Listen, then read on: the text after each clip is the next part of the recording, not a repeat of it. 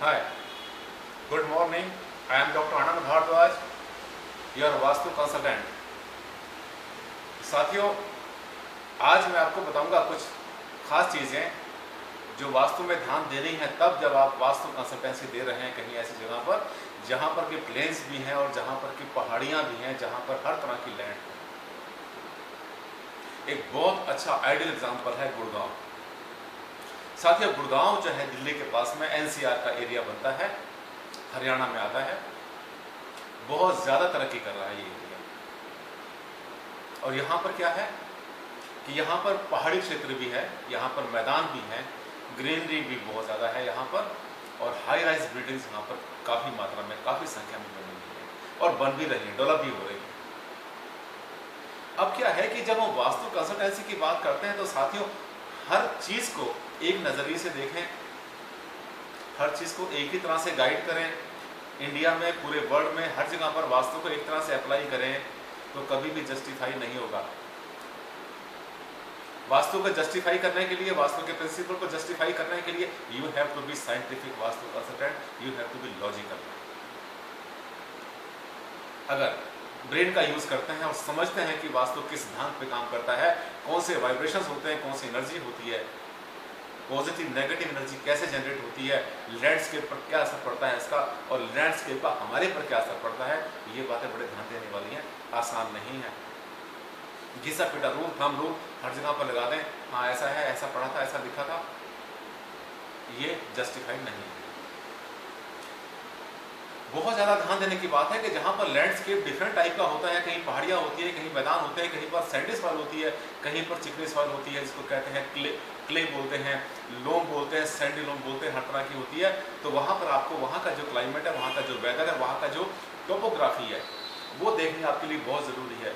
कहीं कहीं पर हम देखते हैं कि ऊंची ऊंची पहाड़ियाँ हैं, कहीं पर ऊंची ऊंची पहाड़ियाँ होती हैं, उसके साथ में मकान बने होते हैं, सेक्टर्स कटे होते हैं। फरीदाबाद में डीएलएफ ऐसे ही बना हुआ है, पहाड़ी के बिल्कुल साथ बना हुआ है। अब किस दिशा में पहाड़ी है, किस जगह पर ऊंचा एरिया है, कहाँ पर नीचा एरिया है, कहाँ पर जो है गहराई है, कहाँ पर गड्ढे और कहाँ पर एक्सकेवेशन हो चुका है, जहाँ खुदाई हो चुकी है, वो सब बातें ध्यान देने के लिए इतना आसान नहीं है ऐसी जगह पर वास्तु कंसल्टेंसी देना साथियों, जहाँ पर इस तरह से तरह तरह की लैंडस्केप होती है। वहाँ पर क्या करना है, वहाँ पर हमने ये ध्यान देना है कि आप जैसे किसी साइट पर जाते हैं तो सबसे पहले वहाँ की अर्थ वाइब्रेशंस को चेक करें, क्योंकि जहाँ पर पहाड़ी होती है, जहाँ नीचे पत्थर होते हैं, जहाँ पर स्टोन्स होते हैं बड़े बड़े, वहाँ पर बहुत ज़्यादा पॉसिबिलिटी होती है जियोपैथिक स्ट्रेस होने की।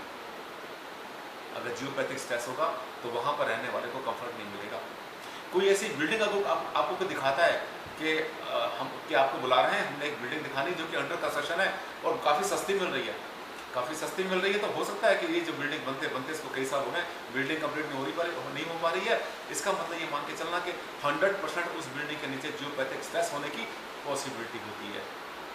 हार्ट में लाइंस हो सकती हैं, स्पाइरल्स हो सकते हैं, वहाँ पर फ्रॉड्स हो सकते हैं, वहाँ पर ये लाइंस हो सकती हैं, बहुत तरह की एनर्जी हो सकती है। वास्तु इतना सिंपल नहीं जितना आसानी से वास्तु कर लेते हैं लोग। किताब पढ़ी, 4 बातें सीखी और वास्तु शुरू कर दी, इतना आसान नहीं है। अगर आप वास्तु पर बिलीव करते हैं तो किसी अच्छे वास्तु कंसल्टेंट को हायर करिए, जिसको कि वास्तु के बारे में खूब अच्छी नॉलेज हो, मजा हुआ हो, मैच्योर हो, वास्तु में हाईली क्वालिफाइड भी हो, माइंड उसका जो है साइंटिफिक लॉजिक पर काम करता हो, वहम पैदा ना करता हो।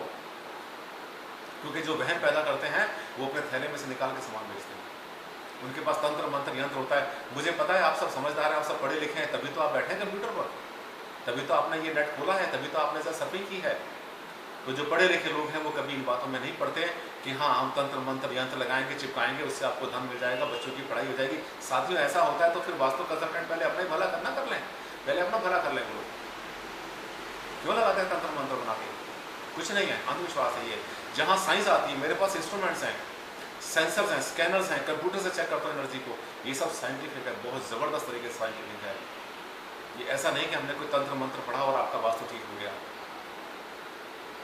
क्या करना है, इसके लिए आपको किसी अच्छे वास्तु कंसल्टेंट को हायर करना है, जो कि वास्तु के बारे में बहुत अच्छा कमांड रखता हो, अच्छी नॉलेज रखता हो इसके बारे में, और आपको अच्छा गाइड कर पाए, आपके हर सवाल का जवाब देने की हालत में हो, वो शुभ अशुभ बोल करके आपको टरकाए नहीं, वो बताए क्या इसका साइंटिफिक लॉजिक ही होता है, फिजिक्स केमिस्ट्री बायोलॉजी और ज्योग्राफी से प्रूव करे अपनी बात को, तब आएगा साथ में आपको मज़ा।